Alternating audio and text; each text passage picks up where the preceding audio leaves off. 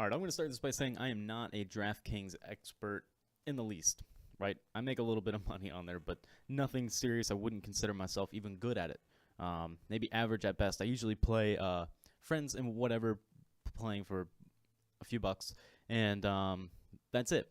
And then occasionally I'll join some open fantasy league or whatever you call it, some open group, and do that. Right now we are. I have only one I have going right now is a Masters one, and we're doing okay, right? And I'm going against a buddy who's in the same thing, who's in the same league, I guess is what you would call it, and he has a different approach than I did. He went with two high guys, two what would you call them? High-priced guys, two big spenders, and Tiger Woods and I think Roy McIlroy or something. And then he threw in a few long shots because you get a couple long shots every year who play well. And right now at the top of the leaderboard, you do have a few no-namers, and you get that every year, right? And that seems to be what everyone remembers, not something that I've ever picked up on. And people do that in football where they'll have the high-priced guys, Tom Brady, Aaron Rodgers, and then they go with some long shot receiver, right? Baseball. Just played a buddy of mine who doesn't want to play me anymore, but he had Stanton, Judge, whomever, right? Pujols, maybe not Pujols, but big home run hitters, right? High risk, high reward. And in my opinion, that's not the way to go when you're doing DraftKings. I do average, right? I tend to make money more than I lose, but I don't necessarily make a lot of money. I've never won any league. I've never come close, I don't think, to winning any league. I think I've placed in the top 75 a couple times in baseball and in football, but other than that, I mean, I guess with the amount of people in it, right now I'm 3,000. I'm right around the 3,000 number, right? And really, instead of going with the high price guys, I don't have Tiger Woods, I don't have Roy McIlroy, I don't have Jordan Spieth, I don't have Justin Thomas. We have a quote unquote high priced Phil Mickelson, who he's played pretty well lately. He's made a few cuts. He's quote unquote hot. Now he's 1 over through 12.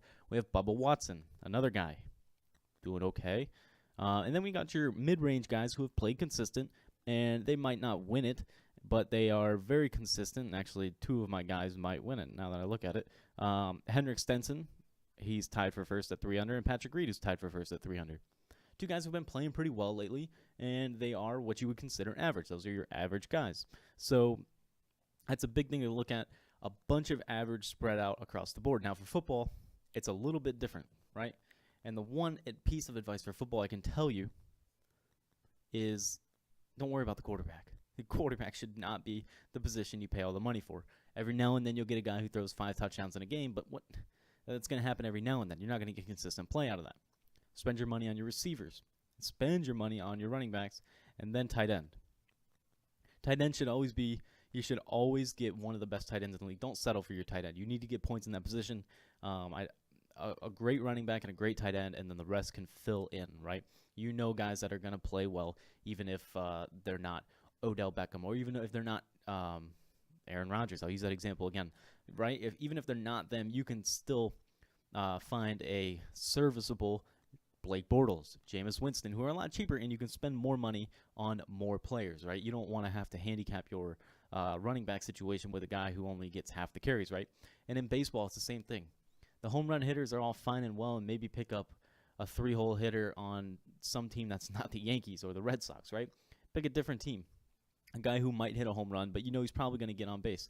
More base hits, you get Mike Trout. Mike Trout's a great guy. You can get on there. He's a bit pricey, but get guys such as Mike Trout, Manny Machado, and different guys who are going to get on base. And those aren't great examples because I know they're expensive, but those are great ways to go.